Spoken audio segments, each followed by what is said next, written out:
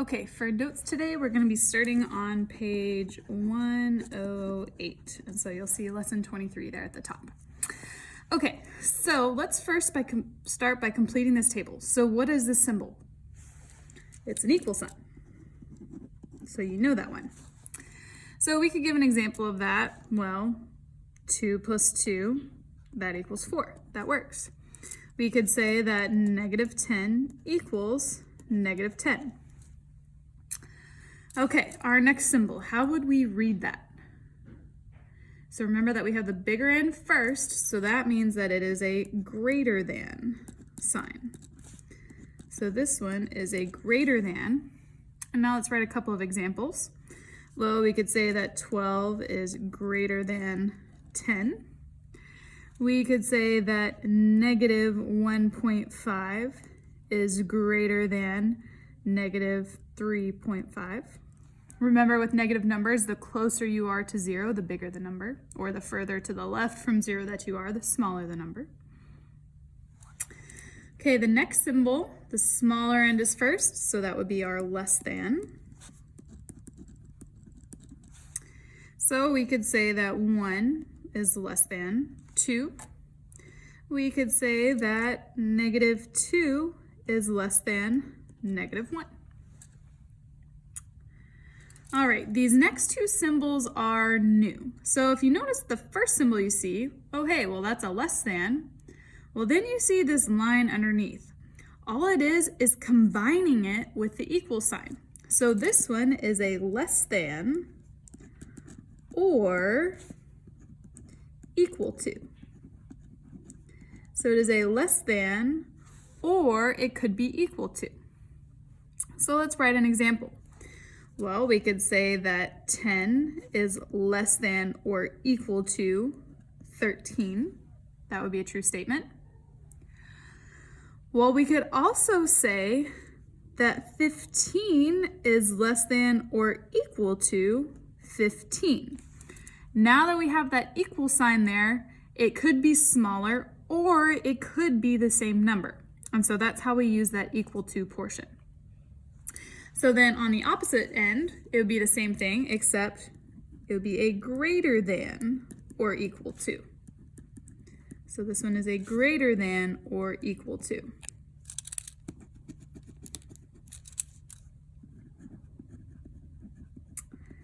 Okay, so we could write a couple of examples. We could say that 20 is greater than or equal to 10.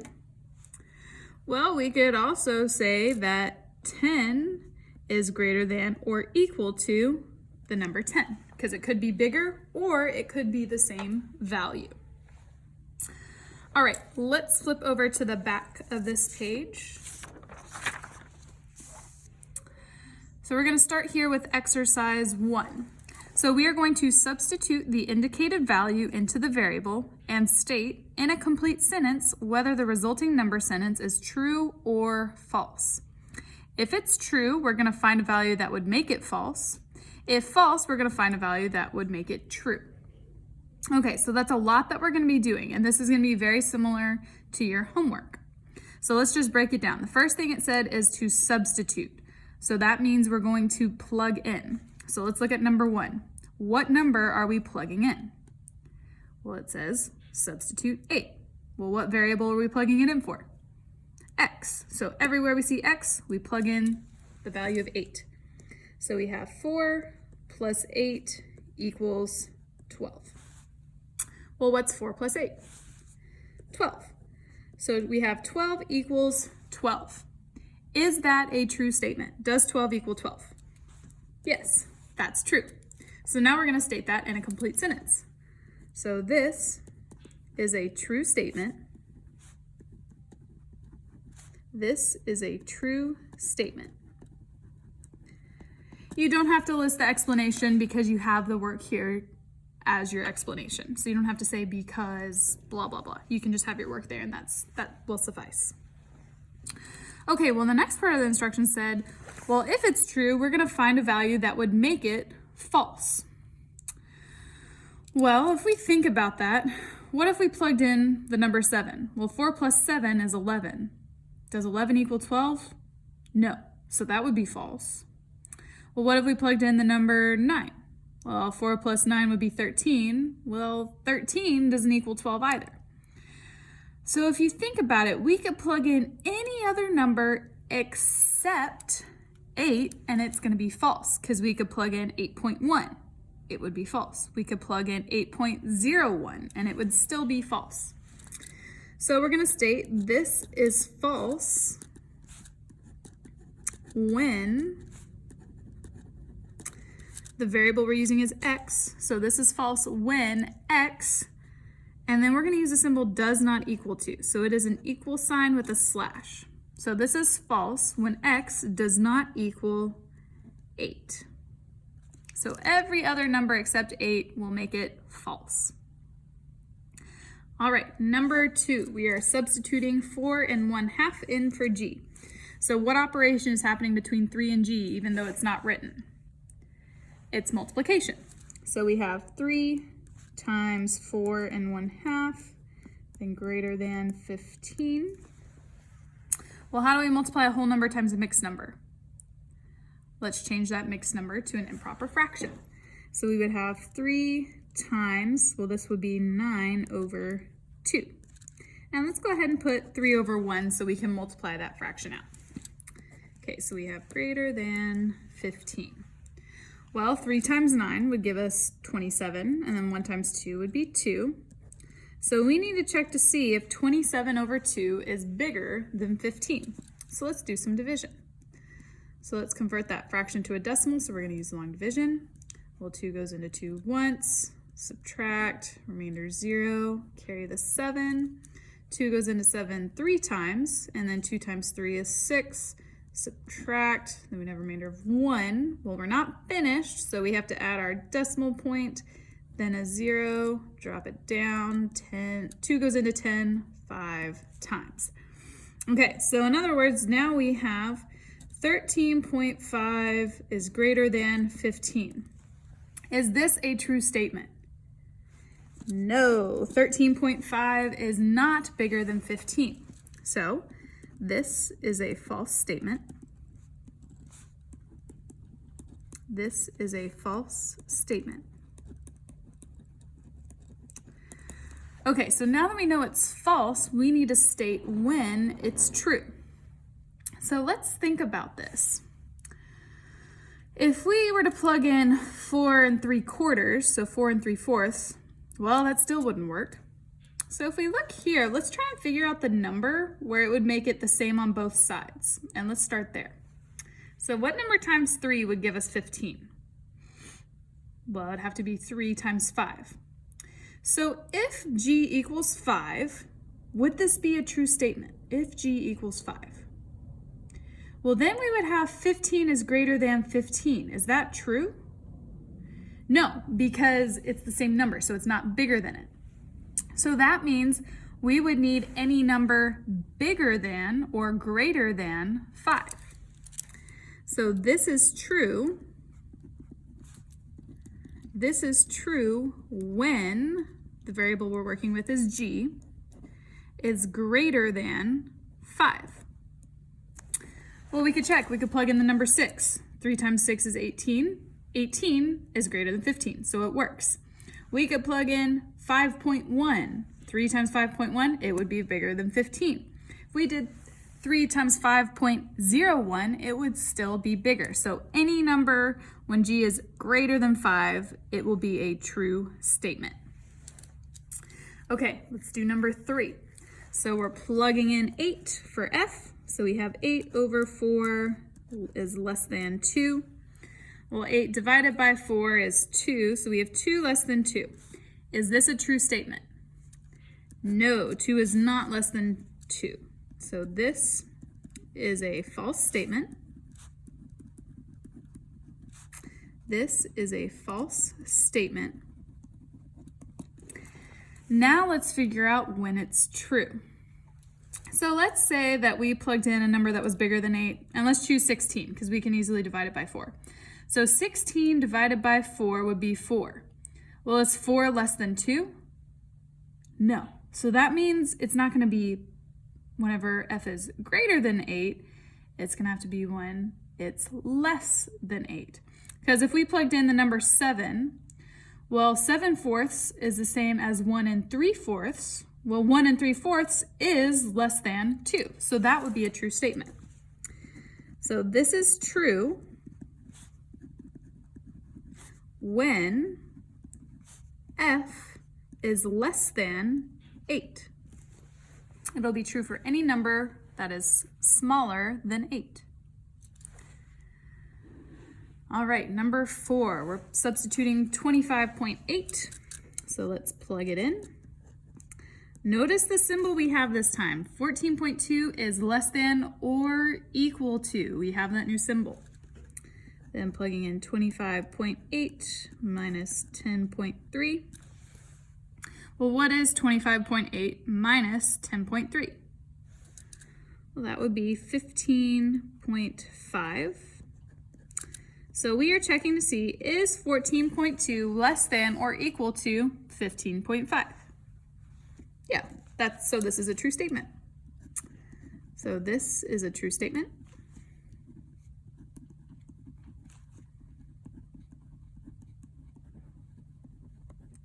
This is a true statement. So let's figure out now when it's false. Well, let's try and figure out when it would be the same number on both sides. So let's try and figure out when both sides would equal 14.2. So I want you to think about the number for h that when we subtract 10.3, it would give us 14.2. So I want you to think about that number. So we're going to subtract from that number 10.3 and we want it to equal 14.2. Well, that number would be 24.5. And so let's plug it in and see. So if we have 14.2, we want to see if it's less than or equal to. For h, we're going to plug in 24.5. Then we have minus the 10.3.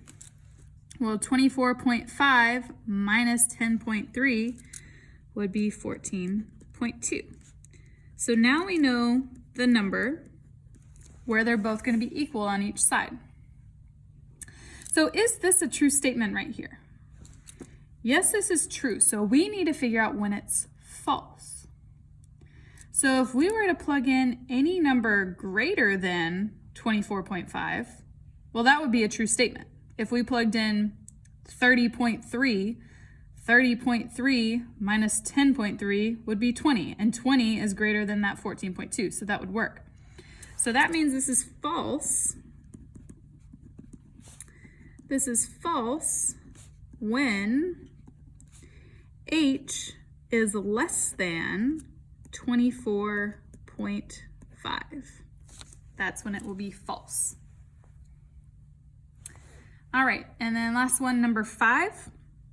I want you to pause this video and try it on your own. Okay, let's check. So we're plugging in 6 for h. So we have 4 equals 8 over 6.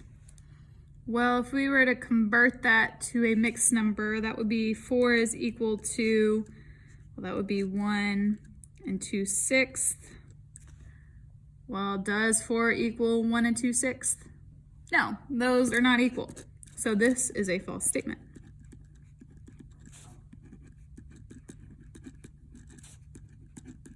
This is a false statement. However, when would it be true? So if we were to plug in a number here for h, there's only one that will equal 4, and that would be 2. So this is true when h equals 2, because then we would have 4 equals 4 on both sides. And so that's the only number that will work every single time. All right, I want you to flip over one page and then we are going to look at this table underneath here. So you're going to complete this table right here. We did this with a partner in class today, so I want you to go ahead and do this yourself. So pause this video and then come back and check. Okay, so let's check and see how you did. So we have 4 times g. So 4 times 8 would be 32, so this would be true. Well, it would be false for every other case because there's only one number that makes that a true statement. Same thing with here. What's the only number that makes it a true statement? Well, it would be when it's 8. So it's true and then false the rest of the way. Okay, let's test the next one. So if we did 8 times 3, well, that's 24. Is 24 greater than or equal to 30? No, because it's smaller. Well, that means it's also not going to work for 4 or 2 or 0. However, if we plug in 10, we would have 3 times 10, which is 30. Is 30 greater than or equal to 30? Yes, so this one is true because we have that equal to underneath. That is what makes it true. So if we do the same thing for this next one, what's the only solution that will work in this set that it gave us? Well, 8's too small, 4, 2, 0, those are all too small, but 10 is greater than or equal to 10. So that one's true. The rest are false. Okay, now let's plug in again. So we have 8 over 2, well, that would be 4. 4 is greater than 2, so that works. If we have 4 divided by 2, that would be 2. Is 2 greater than 2? No, because those are the same. It's not bigger than it.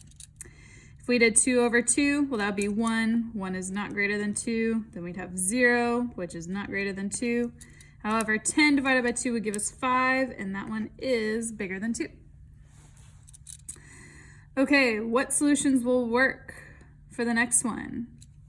8 will work because 8 is bigger than 4. 10 will work. Will 4 work for this one? Is 4 greater than 4? No, it's not. So that one's false, and so is 2 and 0. All right, our next one. So we plug in 8, we would have 30 is greater than or equal to, well, that would be 30 again once we subtracted. Well, that would be true because we have that equal to there. If we plugged in 4, though, it would be 38 minus 4, which would be 34, and that's not smaller than 30. So that would be false, 2 would be false, and 0 would be false. However, if we plugged in 10, 38 minus 10 would be 28, and that one is smaller, so that would be true. And then lastly, the only solutions that would work would be 8, because 8 is greater than or equal to 8, and then 10. All the others would be false. Okay, so flip over your page, and you're going to see on the bottom of page 113, the start of exercise 1. So what you're gonna do is like what we just did in notes. You're gonna state when it's false and when it's true.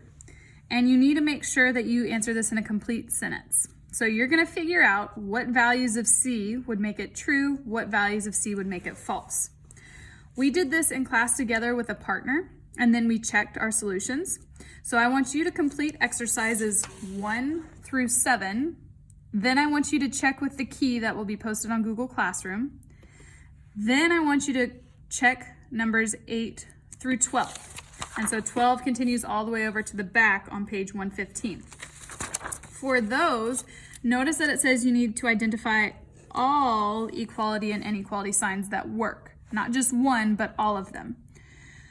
Once you have done this, you need to make sure that you show it to me next time that you come to class so that I can give you credit.